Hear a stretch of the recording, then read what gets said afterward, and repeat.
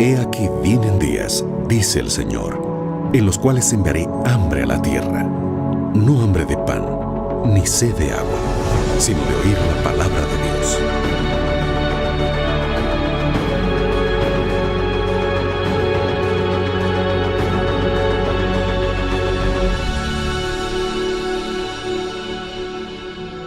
Libertad sin límites, con Joel Flores. Para un mundo perturbado, para una sociedad atemorizada, para una familia desintegrada o para una vida angustiada, existe esperanza. La esperanza es Jesús.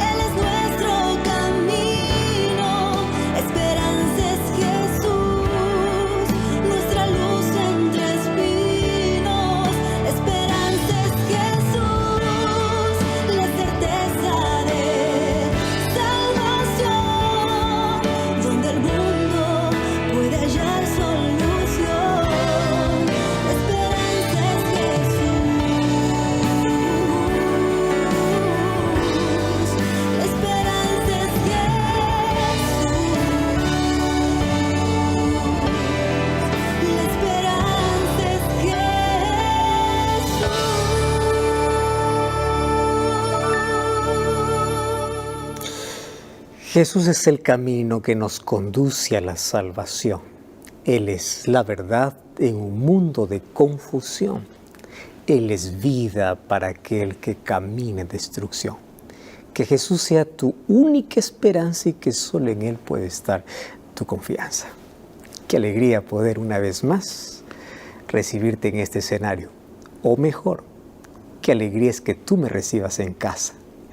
Estamos juntos una vez más allí para poder disfrutar de una experiencia linda de estudio de la Biblia, experiencia de fortaleza espiritual, donde permitimos que Dios pueda hablar a nuestro corazón a través de su palabra. Este es el momento en el cual, cuando invertimos en nuestra salvación o en escuchar a Dios, es aquel que beneficia nuestra vida y nos trae tanta bendición. Dedicamos nuestro tiempo para diferentes cosas, mas dedicar este momento para poder entender aquello que Dios tiene para nuestra vida realmente es extraordinario. Así que felicitaciones, no es por casualidad que llegaste a este programa. Quédate allí sintonizando, si estás por la radio, si estás por la TV, por YouTube, por Facebook, por cualquier otro medio, quédate allí. Hoy Dios tiene un mensaje muy especial para todos nosotros. Tú sabes que la Biblia está llena de preguntas. Incluso el plan de salvación comenzó con una pregunta. Cuando Adán y Eva cayeron en pecado, la manera como Dios revela el plan para ellos es a través de una pregunta. ¿Dónde estás? Y Dios pregunta no porque Él no conoce la respuesta. Él es omnisciente y omnisapiente. Él todo lo sabe. Mas cuando Dios pregunta, lo hace para que el ser humano pueda reaccionar dónde Él está, qué actitud Él tiene. Por eso encontramos a Jesús siempre preguntando al que el paralítico quiere ser sano, ¿qué quieres que haga? A Elías le pregunta, ¿qué haces aquí? Las preguntas de Dios tienen un propósito, mostrarnos dónde estamos, mostrarnos un mejor camino, mostrar la distancia que existe entre su plan y el nuestro, entre lo que Dios tiene para nuestra vida y lo que nosotros estamos haciendo. Así que las preguntas son importantes. Y durante todas estas semanas nos hemos dedicado a estudiar el libro de Jonás. Y en el libro de Jonás es increíble la manera como hemos sacado lecciones para nuestra vida. Sin embargo, me sorprende por la manera como finaliza el libro. El libro finaliza con una pregunta. La pregunta de Dios. Él tiene la última pregunta y la última palabra. No termina con la reacción de Jonás, ni con la predicación de Jonás, ni con la actitud de Jonás. Termina con una pregunta de Dios. Y esa pregunta revela mucho acerca sobre el carácter de Dios, sobre el cuidado de Dios, sobre el amor de Dios, sobre la gracia de Dios, sobre la compasión de Dios por todo ser humano y por toda su creación. Entonces, ven, analicemos juntos esta última pregunta, que finalmente no tiene respuesta en el libro, mas es una pregunta que Dios hace para que todos nosotros podamos responder, recapacitar y poder tomar una decisión. ¿Estás listo para que juntos podamos analizar esta pregunta con la cual termina el libro de Jonás? Y aquí está terminando nuestra serie sobre Jonás, sin embargo, sin descuidar este último detalle. Entonces, lápiz y papel, Biblia en mano, que juntos vamos a sumergirnos una vez más en este fascinante estudio, ya finalizando esta serie sobre el libro de Jonás. Bueno, te doy tiempo para que puedas tomar lápiz, papel, para anotar, tu Biblia en mano, así que damos una brevísima pausa, no cambies el canal y ya regresamos.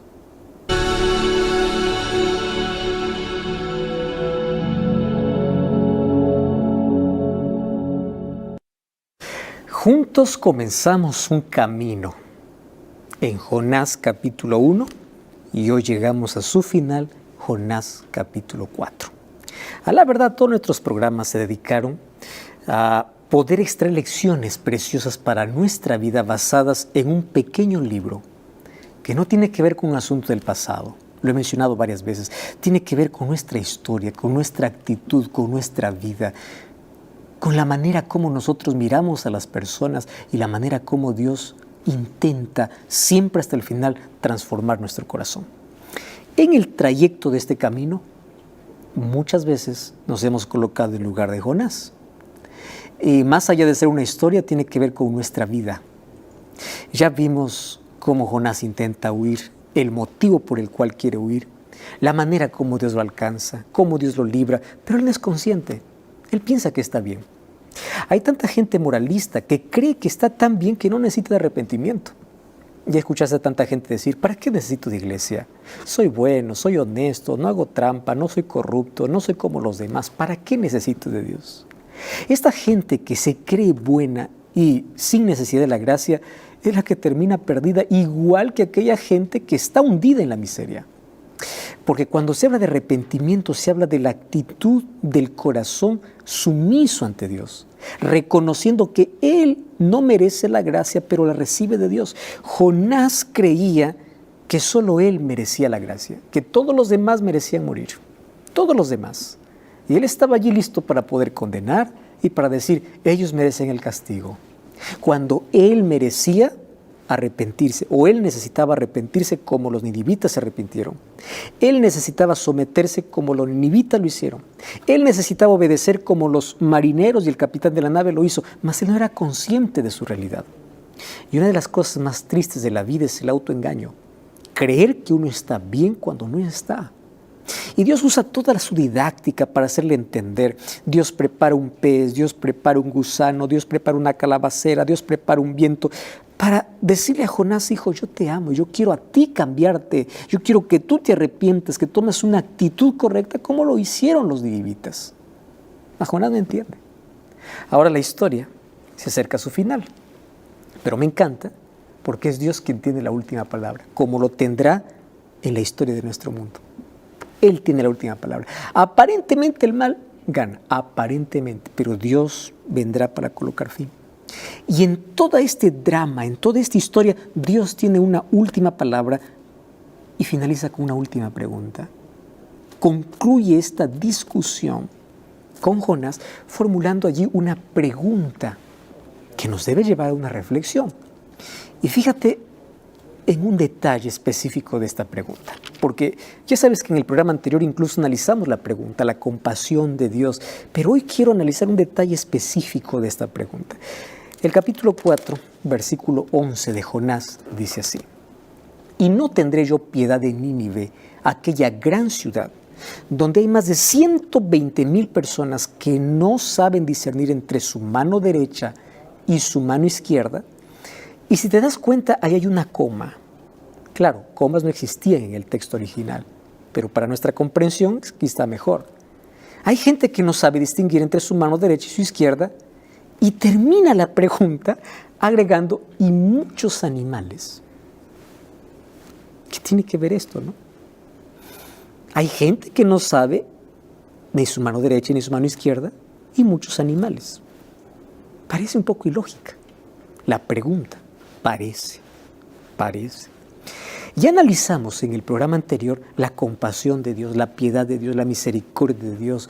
La gente no se va a perder por haber andado en oscuridad, sino por haber rechazado la luz. Dios nunca reclama a alguien de aquello que ignoraba. El problema es que el ser humano conoce la luz y prefiere las tinieblas. En el caso de Nínive se arrepintió cuando vino la luz, dejaron las tinieblas y se arrepintieron. Pero en el caso de tanta gente conociendo la verdad, va a continuar en la mentira. Esa es otra historia. Entonces la compasión y la piedad de Dios viene para todos, la oportunidad viene para todos, pero la salvación uno lo elige. Y en el caso de Nínive, eligieron la misericordia de Dios y ellos se arrepintieron.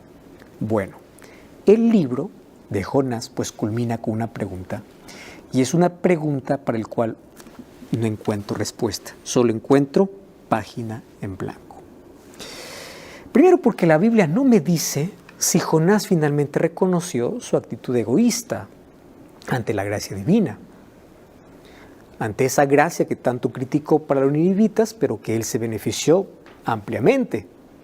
Y luego, pues, no quería compartir aquella gracia con aquellos desobedientes ninivitas cuando él también era un desobediente. Ahora, tampoco me dice si el profeta llegó a comprender la misericordia de Dios, porque Dios lo ilustró de manera vívida a través de su propia experiencia, que es misericordia. Ahora, no me dice nada sobre el concepto que tuvo Jonás sobre justicia, sobre misericordia, después de todo lo que le sucedió. Entonces, es allí como nosotros nos quedamos con la pregunta en el aire y siempre preguntándonos lo siguiente: ¿será que Jonás llegó a entender el perdón de Dios? ¿Será que Jonás se arrepintió? ¿Será que Jonás allí entendió la gracia de Dios? ¿Entendió de que la gracia es de manera inmerecida? Él mismo no tenía derecho a participar, mas Dios le otorgó su gracia. ¿Será que Jonás entendió todo eso? ¿Y qué decir del hecho de concluir el libro con una pregunta? Claro, esta es una manera muy inusual de concluir un libro en la Biblia, ¿verdad? Ahora, por otra parte, la pregunta con la cual termina el libro realmente es sorprendente. Incluso algunos aquí pueden pensar que el libro finaliza de manera abrupta. Sin embargo, no hay razón para creer que un libro no pueda concluir con una pregunta, como tampoco lo hay para suponer que el libro está incompleto. El libro está completo, pero por algo acabó con esta pregunta. Entonces, esta pregunta final, este puede ser uno de los medios más efectivos para poder transmitir el contraste entre la actitud de Jonás y la actitud de Dios. Finalmente, lo que yo debo entender es cuál es la actitud de Dios frente a mi actitud egoísta, mezquina. ¿Cuál es la actitud de Dios? ¿Sabes que hay otros pasajes en la Biblia que también terminan con preguntas sin respuestas? No necesariamente el libro, pero la mayoría de preguntas no tienen respuestas. Y esta es una de las diferentes maneras como los escritores bíblicos van a expresar verdades muy profundas. Por ejemplo, en el Nuevo Testamento nosotros encontramos algunos casos específicos de preguntas sin respuestas. ¿Tú recuerdas cuando Jesús había estado hablando allí una multitud y allá sus discípulos también acerca de lo que significa ser un discípulo de Cristo?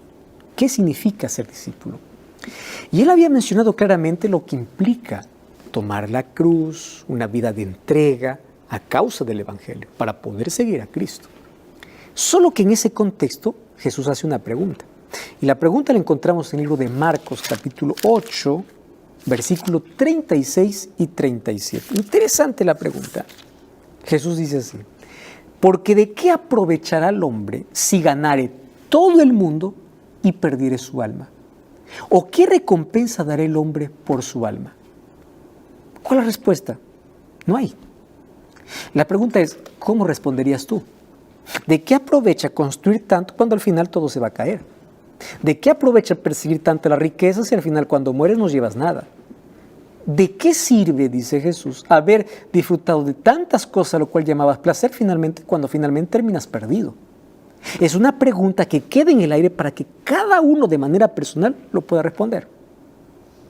¿Tú te acuerdas otro momento especial donde Jesús había sanado ahí a un hombre, ahí en el estanque de Betesda? En sí, él había sanado a ese paralítico, ¿verdad? Allí en ese estanque. Bueno, allí los judíos perseguían a Jesús y procuraban matarlo. ¿Por qué? Porque hacía estas cosas, dice la Biblia, en el día de reposo. Eso dice por lo menos Juan capítulo 5. Y en respuesta ante esa actitud tan hostil, Jesús, en un discurso extenso, alude a su autoridad divina y luego concluye con una declaración y una pregunta. El libro de Juan, capítulo 5, versículo 46 y versículo 47 dice así: porque si vosotros creyeseis a Moisés, también me creerías a mí, porque de mí escribió él. Pero si ustedes no creen, dicen los escritos, ¿cómo ustedes van a creer en mis palabras? Y su pregunta fue desafiante, que ellos no respondieron. Si tú no crees en la palabra que hablaba sobre mí, ¿cómo vas a creer? Dice. Es imposible. Pregunta sin respuesta. Otro momento donde aparece una pregunta sin respuesta está en el primer capítulo de la epístola a los Hebreos. Es interesante este libro, necesitamos leerlo con más profundidad. Donde aquí se recuerda al lector el alcance ilimitado del plan de salvación. Y luego concluye con una pregunta interesante. Mira lo que dice Hebreos, capítulo 2, versículo 3. Hebreos, capítulo 2, versículo 3. Interesante, dice: ¿cómo escaparemos nosotros si descuidamos una salvación tan grande? Esta salvación, dice, que fue anunciada primero por el Señor y luego fue confirmada por nosotros y por los que oyeron. Qué interesante. ¿Cómo nosotros vamos a reaccionar? ¿O cómo es que nosotros cuál será nuestra actitud ante una salvación tan grande que Cristo nos ofrece? ¿Cómo escaparemos si descuidamos la salvación? ¿Cómo? Y claro, por medio de preguntas tan penetrantes como estas que muestran los escritores bíblicos, ellos expresan verdades muy profundas. Y por esta misma razón encontramos también una última pregunta en el libro de Jonás. Es como si Dios dijera al profeta, más o menos así: yo te salvé sin que tú merecieras. ¿Por qué yo no puedo salvar también a los ninivitas que no merecen? ¿Por qué? Y durante todo el capítulo 4, Dios ha mantenido una presión muy sutil sobre Jonás, porque lo va a confrontar con preguntas. Y lo hace con la esperanza de que el profeta pueda reconsiderar su actitud hacia el trato divino que es con tanta bondad hacia los ninivitas. Sin embargo, en un libro que está lleno de sorpresas, una de las más llamativas es que la pregunta final, presta atención, la pregunta final que Dios hace a Jonás es impresionante. Quizás es la más inesperada por la manera como termina la última frase de esa pregunta. Claro, La pregunta dice, ¿cómo yo no tendré piedad de los de Nínive, personas que son ignorantes? Entonces les extiende su misericordia. Pero me sorprende la manera como concluye la pregunta. Porque las últimas palabras del versículo final de este libro es así, dice, ¿cómo no tendré misericordia de los que no saben discernir entre su mano derecha y su mano izquierda? Y termina así, ¿y muchos animales? Qué extraño, ¿verdad? Y aquí Dios obviamente menciona a Jonás. Y aquí le presiona, ¿no? ¿Y qué hay de los tantos animales inocentes?, le dice. Si yo no puedo tener misericordia de gente inteligente que puede razonar, puede escuchar, puede decidir, pero aún así está tan hundida en su inmoralidad, pero llega la luz, ellos se arrepienten, yo voy a tener misericordia. ¿Cómo no va a tener misericordia de ellos y de los animales? Porque la destrucción venía sobre todo. Es interesante la manera como concluye. Y allí acaba todo. El libro acaba, el libro concluye y acabó todo. Ahora, la inclusión a los animales, a la verdad, no debiera sorprendernos tanto. ¿Por qué? Porque muchos de nosotros pues, nos involucramos tan de lleno en nuestros propios asuntos de rutina que olvidamos cuán importante es todo lo que Dios ha creado para el Creador. Nosotros ignoramos mucho la creación.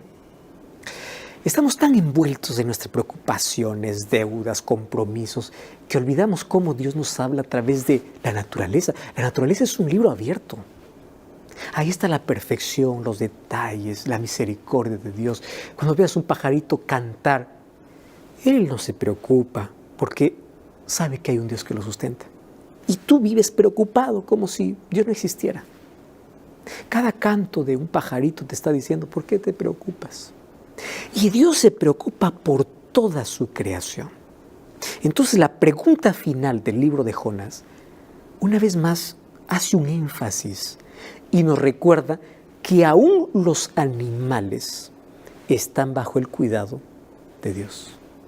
Y si Dios puede cuidar incluso de cada animal, ¿cómo se va a olvidar de ti?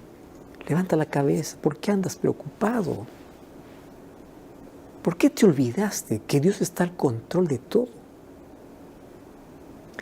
Y los cristianos a menudo ignoramos, obviamente, esta importantísima perspectiva. Y vivimos ignorando. Pero justamente aquí, en la apelación que Dios hace a Jonás, Él incluye a los animales. Y todo lo que está escrito en la Biblia tiene un propósito específico. Porque en su misericordia va para las personas, o sea, para Nínive, pero tampoco Dios se olvida de los animales, porque también son su creación. ¿Sabes que este hecho, pues obviamente que destaca la forma tan cercana de Dios? Cómo vincula la salvación con la creación, la redención con la creación. Por eso, para aceptar a Dios como Salvador, primero tienes que aceptarlo como Creador. Es así. Muchos cristianos obviamente pueden tener una comprensión correcta de la doctrina de salvación, pero necesitan comprender mejor la doctrina de la creación. Cuando vamos a Apocalipsis capítulo 4 y 5, vemos a Jesús siendo adorado por ser el Creador y el Salvador. ¿Cómo yo lo adoro a Jesús como Creador? Porque Juan capítulo 1 me dice que por Él fueron creadas todas las cosas. Respetando el día que levantó en la semana de la creación, porque es el único día que me recuerda de dónde vengo, quién es mi Creador. ¿Cuál? El día sábado. Cuando vas a Éxodo capítulo 20, versículo 8 al 11, dice: porque en 6 días hizo Jehová los cielos y la tierra y todo lo que en ellos hay. Por eso Dios te mandó a reposar el 7º día. O sea, yo reconozco a Dios como mi Creador y luego lo acepto como mi Salvador. Redención y creación van juntos. Ahora, con mucha lentitud, la mente humana ha logrado conectar la redención con la creación. Muchos solamente dicen, Jesús es mi Redentor, mi Salvador. Él es tu Creador. ¿De dónde vienes? Adóralo como Creador y adóralo como Salvador. Y es más, a veces los seres humanos permanecemos insensibles ante esta significativa relación bíblica que existe. Por ejemplo, cuando intentamos dañar la naturaleza, contaminar, envenenar nuestro planeta. Y claro, finalmente terminamos nosotros mismos perjudicándonos. Y como nosotros ya observamos ahí en el libro de Jonás, Dios se presenta como el Creador, aquel que hizo los cielos, la tierra, el mar, aquel que el mar le obedece, los peces le obedecen, los gusanos le obedecen, las plantas le obedecen, pero el ser humano no le obedece. Esa es la historia que me cuenta Jonás. Él es soberano sobre su creación y su creación le obedece. Pero esta percepción no se limita solamente en el libro de Jonás. Este es el mismo criterio expresado con mucha frecuencia por otros escritores bíblicos en ambos testamentos. ¿Qué cosa nos dice? Que todo el mundo creado, tanto seres humanos como animales, todos están bajo el cuidado de Dios. Y el apóstol Pablo lo va a afirmar esto con tanta precisión. Cuando vamos al libro de Colosenses, capítulo 1, versículo 16 y versículo 17. Qué interesante, dice así, porque por Él fueron creadas todas las cosas. Para que tengas un poquito en cuenta el contexto, está hablando de Cristo, ¿correcto? Cristo como el Creador. Por Él fueron creadas todas las cosas, visibles, o las cosas que hay en los cielos y lo que hay en la tierra, visibles e invisibles, sean tronos, dominios, principados, potestades. Todo fue creado por medio de Él y para Él. ¡Wow! Y Él es antes de todas las cosas y todas las cosas en Él subsisten. O sea, fue creado por y para, por Él y para Él. Y a menos que eso no entiendas en tu vida, andarás perdido, sin sentido, dando vueltas. Cuando tú descubres que fuiste creado por Dios y para Dios, tu vida tiene propósito y tiene sentido. Todo fue creado por Él y para Él. Ahora, cuando obviamente el apóstol escribe estas palabras, el apóstol Pablo estaba pensando en las muchas declaraciones que ya en el Antiguo Testamento se hacían acerca del cuidado de Dios por toda su creación, ya que su pensamiento obviamente de Pablo estaba saturado del Antiguo Testamento. Tú sabes que la primera declaración del tierno cuidado de Dios por su creación la encontramos justamente en el capítulo inicial del libro de Génesis. Y allí en Génesis capítulo 3, ¿no? Nosotros encontramos en el capítulo 2, el versículo 3, cuando dice que Dios vio que todo lo que había creado, todo lo que había hecho era bueno en gran manera. Génesis 1:31. Y allí, ¿qué cosa dice? Y fue la tarde y la mañana del sexto día. Y de allí va a continuar el capítulo 2. Fueron pues acabados los cielos y la tierra y todo el ejército de ellos, y acabó Dios en el día séptimo. Reposó el día séptimo de toda la obra que hizo, bendijo el día séptimo, lo cual no hizo con los otros días de la semana, y lo santificó. Santificó significa separó. ¿Para qué? Reposase, después de haber hecho toda su creación. Ahora, cuando Dios habla del juicio contra el pecado, de la misma manera incluye un lamento por su creación. ¿Sabes que el último libro de la Biblia habla justamente de una manera dramática cómo todo el mundo creado se convierte en un escenario de juicio de Dios? Mira lo que dice el libro de Apocalipsis, capítulo 7, versículo 1. Apocalipsis, capítulo 7, versículo 1. Allí va a presentar a 4 ángeles de pie sobre los 4 ángulos de la tierra, que dice que detenían los 4 vientos de la tierra, y ojo con la descripción, para que no soplase viento alguno sobre la tierra, ni sobre el mar, ni sobre ningún árbol. ¿De qué está hablando? De la creación. Y luego aparece otro ángel que trae el sello de Dios y se une a esa orden. Y en el versículo 3, ¿qué cosa dice? No hagáis daño a la tierra, otra vez la creación, ni al mar, ni a los árboles, hasta que hayamos sellado en sus frentes a los siervos de nuestro Dios. La creación unida ¿qué? A la redención. ¿Sabes que en el capítulo 11 de Apocalipsis, en Apocalipsis 11, después que suena la séptima trompeta, dice que los 24 ancianos se postran sobre su rostro y ellos adoran a Dios? Y mientras claman contra aquellos que han hecho estragos sobre el mundo creado, es impresionante lo que dice el versículo 17 y versículo 18 del capítulo 11. Mira lo que dice 11, 17 y 18. Te damos gracias, Señor Dios Todopoderoso, el que eres, eras y ha de venir, porque has tomado tu gran poder y has reinado. ¿Y qué más dice? Y se airaron las naciones, y tu ira ha venido, y el tiempo de juzgar a los muertos, dar el galardón a tus siervos los profetas, a los santos, a los que temen tu nombre, a los pequeños y grandes, y a los que destruyen la tierra. ¿Qué te parece este texto? ¿Cómo estás cuidando la creación de Dios? ¿Te olvidas que hay un creador que está al cuidado de todo lo que ha creado? Desde Génesis hasta Apocalipsis, ¿sabes qué cosa muestra la Biblia? Que Dios está al cuidado de toda su creación. Que nunca permite que nos olvidemos del profundo valor que Dios tiene sobre todo lo creado. Según Génesis 1 y Génesis 2, Dios creó a los seres humanos a su imagen y semejanza. Es verdad. Ahora, el término incluye ahí, porque tiene un significado, ¿no? Que tiene que ver con el carácter que el ser humano debe reflejar. El ser humano es un ser inteligente, un ser racional, un ser libre. Pero lo creó así para ser responsable también de su creación. Él tiene que mostrar mucha consideración hacia la tierra, hacia los animales, porque es eso exactamente lo que Dios hace. Entonces, el ser humano refleja el carácter de Dios, tiene que cuidar de la creación también. ¿Cómo reflejamos la imagen de Dios en la tierra? Siendo amorosos, siendo bondadosos y cuidando, siendo responsables. ¿De qué? Por la forma como nos relacionamos con todas las criaturas, con mi prójimo y también con la creación de Dios.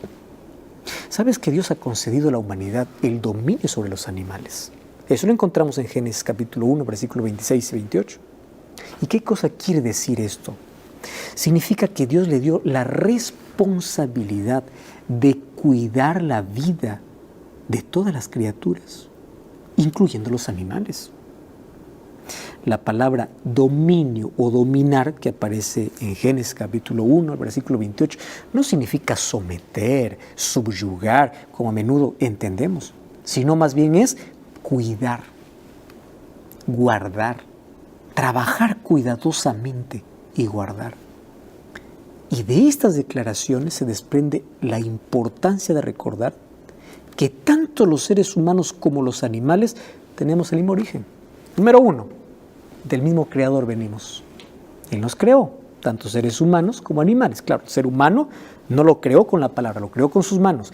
Pero también dice que tanto el ser humano como los animales vinieron a ser almas vivientes. Interesante. El término que se usa tanto para el ser humano, tanto para los animales. Número 2, ambos recibieron la bendición de Dios. Dios bendijo al ser humano, también dio su bendición sobre la creación de los animales. A ambos se les asignó una dieta vegetariana, tanto el ser humano, tanto los animales, claro. El pecado vino y distorsionó todo, deterioró todo, el plan perfecto que Dios tenía sobre su creación. Tú recuerdas que incluso los primogénitos, tanto de los seres humanos como de animales, ¿qué cosa dice Éxodo capítulo 22? Que ambos pertenecen a Dios. Creación y redención. Tanto los sacerdotes como los sacrificios de animales no deberían tener manchas o defectos. ¿Por qué? Representaban a Cristo. Ahora, si tú ves la íntima relación que existe entre las criaturas, no debiera sorprendernos entonces encontrar que los escritores bíblicos ven a los animales como parte significativa de la creación de Dios y que Dios los cuida. Claro que el plan de salvación no llega para los animales porque los animales no resucitarán, pero mientras ellos existen hoy, están bajo nuestro cuidado. Obviamente que hay algunos que exageran en su cuidado, tratan a un animal más que un ser humano o mejor que un ser humano, pero hay otros que maltratan. Y nosotros daremos cuenta de todo. Nosotros somos responsables de la creación. Ahora fíjate, cuando Dios anuncia su pacto a Noé, después del diluvio, Él explícitamente, Él va a incluir a los animales como parte importante del pacto. Mira lo que dice la Biblia en Génesis capítulo 3 o capítulo 9, versículo 8 hasta el versículo 3. Es interesante. Habló Dios a Noé y a sus hijos con él, diciendo: yo establezco mi pacto con vosotros y vuestros descendientes después de vosotros. ¿Y sabes qué dice? No solo con vosotros, con todo ser viviente que está con vosotros, aves, animales, bestias de la tierra que está con vosotros, desde todos los que salieron del arca hasta todo animal de la tierra, estableceré mi pacto con vosotros. No exterminaré más ya toda carne con aguas del diluvio, ni habrá más diluvio para destruir la tierra. Y dijo Dios: esta es la señal del pacto que yo establezco entre mí y vosotros y todo ser viviente que está con vosotros por siglo perpetuo. Mi arco he puesto en las nubes, será por señal entre pacto entre mí y toda la tierra. El pacto incluye a que toda la creación. Y en repetidas ocasiones, Dios va a afirmar por medio de sus profetas que su pacto abarca todo lo que ha creado. El ser humano, obviamente, que es el objeto principal de esta creación, pero también los animales. Porque cuando Dios restaure nuevamente la tierra a su perfección original, en Oseas capítulo 2, el versículo 18, es interesante este texto cuando dice: en aquel tiempo haré para ti pacto, a ti y también a las bestias del campo, junto a las aves del cielo y todo lo que hay en la tierra. Y quitaré de la tierra, dice, arco, espada y guerra, y te haré dormir seguro. Mira la promesa de restauración. En el libro de Isaías, el capítulo 65, versículo 25, un texto muy conocido: el lobo y el cordero apacentarán juntos. Y dice: el león comerá paja como el buey, y el polvo será alimento de la serpiente, igual como fue al comienzo. Y no habrá nada que aflige en todo mi santo monte, dice Jehová. La restauración completa, cuando nuevamente haga nuevos cielos y nueva tierra, el ser humano estará restaurado, pero también los animales una vez más son creados. Y Pablo nos recuerda que todas las criaturas, tanto seres humanos como animales, fueron hechos por Jesucristo. Es el texto que leímos, Colosenses 1:16. ¿Recuerdas el texto? ¿Qué dice? Porque por Él fueron creadas todas las cosas, lo que hay en el cielo y lo que hay en la tierra, las cosas visibles como las invisibles. Y Pablo continúa diciendo: ya sean tronos, sean principados, sean potestades, todo fue creado por Él y para Él. Esto es lo importante de entender sobre la creación. El valor de las criaturas se deriva del deleite que Dios se encuentra en ellas, y el propósito de todo lo creado es que Dios creó para servirle. Por eso es que Dios cuida de toda su creación. Así lo expresa incluso el salmista. ¿Qué cosa decía David? Dios provee sostén para los animales. Recuerda lo que dice Salmo 147:9. Ahí dice: Él da a la bestia su mantenimiento y a los hijos de los cuervos que claman. Él no se olvida de nada ni de nadie. Jesucristo mismo nos recuerda que Él toma nota de todo lo que sucede, incluso con los pajarillos, que son criaturas que nosotros podemos considerar insignificantes, de poco valor. Mateo 10:29 dice: no se venden 2 pajarillos por un cuarto. Con todo eso dice: ni uno de ellos cae en tierra sin que vuestro Padre lo sepa. Qué interesante el cuidado de Dios por toda su creación. Y la Biblia también nos enseña que debido a esa íntima relación que hay allí en toda la creación, el pecado humano obviamente ha afectado todo lo que existe y trajo consecuencias dolorosas para todos, incluyendo los inocentes animales. El apóstol Pablo habla de esa realidad. Es interesante lo que él menciona en el libro de Romanos, capítulo 8, versículo 19 y hasta el versículo 22.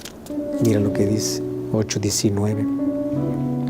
Porque el anhelo ardiente de la creación es aguardar la manifestación de los hijos de Dios, porque la creación fue sujeta a vanidad, no por su propia voluntad, sino por causa del que la sujetó en esperanza, porque también la misma creación será libertad de la esclavitud de la corrupción a la libertad gloriosa de los hijos de Dios, porque sabemos que toda la creación gime a una y aún está con dolores de parto hasta ahora.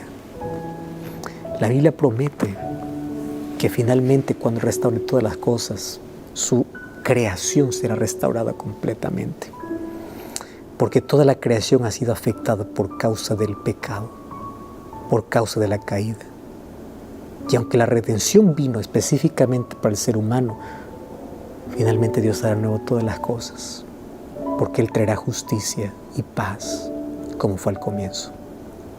Mas todo esto viene porque termina el libro de Jonás con una pregunta. ¿Cómo no tener misericordia, dice Dios, tanto de 120,000 que hay en Nínive como de los animales? Para recordarnos que nosotros tenemos un libro abierto, que es la naturaleza, al cual debemos cuidar y el cual Dios puede usar para poder hablarnos. Finalmente, necesitamos descubrir el propósito por el cual fuimos creados. Y nunca te olvides, Colosenses 1:16. Todos fuimos creados por Él y para Él. Cuando tú no entiendes para qué fuiste creado, tu vida no tiene sentido. ¿Cuál es el sentido? ¿Cuál es el propósito de la vida? ¿Hacia dónde estás yendo? Cuando te olvidas por quién fuiste creado y para quién, no hay sentido en nada. Por eso hoy te invito a reconocer a Dios como tu creador. Y recuerda que fuiste creado por Él y para Él. Y a menos que no vuelvas a Él, tu vida jamás tendrá sentido. Mi esposa va a cantar una linda música. Mientras ella canta, yo estaré orando por ti, para que juntos podamos reconocer el propósito de nuestra vida y que juntos podamos adorar a Dios como Creador y como Salvador. Mientras ella canta, yo estaré orando por ti.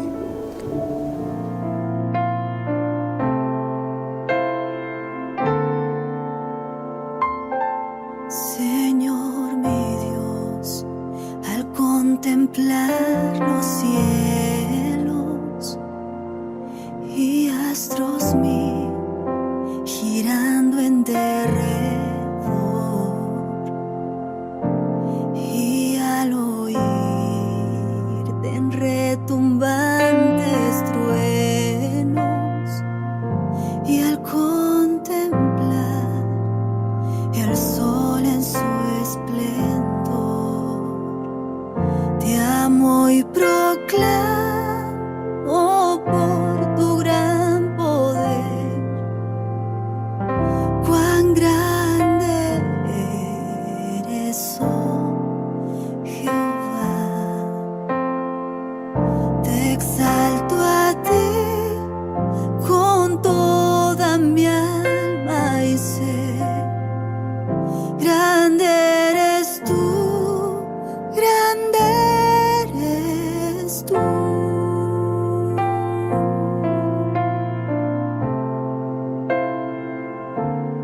Y cuando pienso en ti, Señor querido, quien por mis culpas en penosa cruz dolor sufriste que hombre no ha sufrido, cuánto te quiero, amado y buen Jesús. Te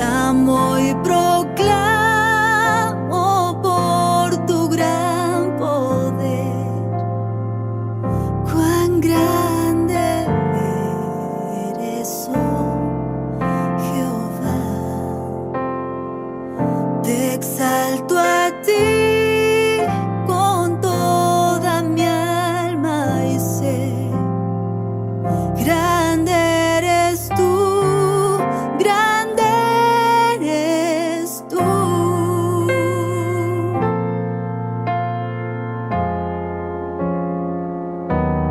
Y cuando vengas en brillante gloria, me llevarás con gozo a mi hogar.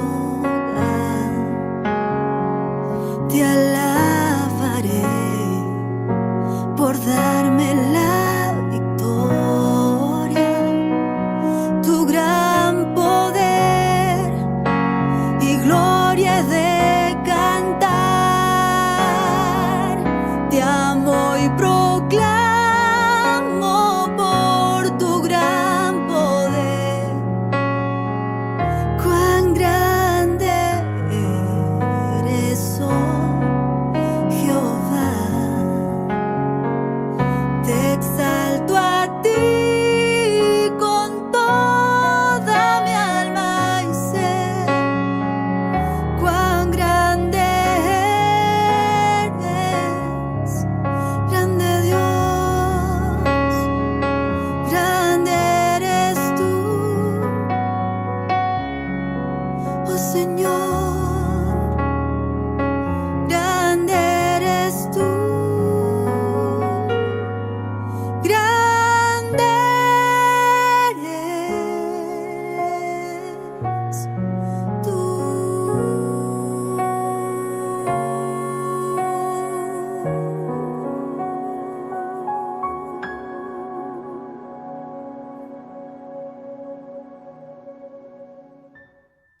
Una de las cosas impresionantes sobre la creación de Dios es que aunque todo salió de la mano del Creador y de la palabra del Creador, los animales son más obedientes que el ser humano. A pesar de ser irracionales, la naturaleza obedece a su Creador. En Jonás descubrimos que el mar le obedece, un gusano le obedece, una planta le obedece. Cuando Jesús estuvo en la tierra, el agua se convirtió en vino porque obedeció a su Creador. El mar turbulento se aquietaba cuando escuchó la voz de su Creador. Cuando Jesús estaba en la cruz, el sol se cubrió y hubo oscuridad sobre la tierra porque vio a su Creador muriendo. La naturaleza rinde honor a su Creador. El ser humano, el ser que es hecho libre, inteligente y racional, es el único que cuestiona, que desobedece. Es el único que, aún teniendo raciocinio, la capacidad de razonar, es capaz de rebelarse contra su Creador. Que eso no suceda contigo. Que juntos podamos descubrir que fuimos creados por Dios y para Dios. Y que a partir de ahora nuestra vida pueda tener sentido en los brazos de nuestro Creador y Redentor. ¿Estás dispuesto a aceptarlo como Creador y Redentor? ¿Estás dispuesto hoy a rendirle solamente honor y tu amor a Él? Ora conmigo. Gracias, Señor, por tu palabra. Entregamos nuestro corazón y queremos que cada día tú nos muestres tu amor a través de todo lo que has creado. Pero ayúdanos para que no seamos indiferentes. Ayúdanos para poder rendirte honor. Ayúdanos para que podamos usar nuestra inteligencia, la inteligencia que nos has dado, para poder elegir en nuestra libertad servir a Cristo. Que nuestra vida pueda encontrar el propósito y el sentido en ti. Acepta nuestra entrega. Gracias por el mensaje que hoy nos diste. En el nombre de Jesús. Amén. Como siempre te invito a buscar una iglesia adventista del séptimo día. Estaremos con brazos abiertos para recibirte, para continuar hablando sobre este gran Dios, Creador y Salvador. Y recuerda que la verdad te da libertad y te prepara para la eternidad. Hasta la próxima.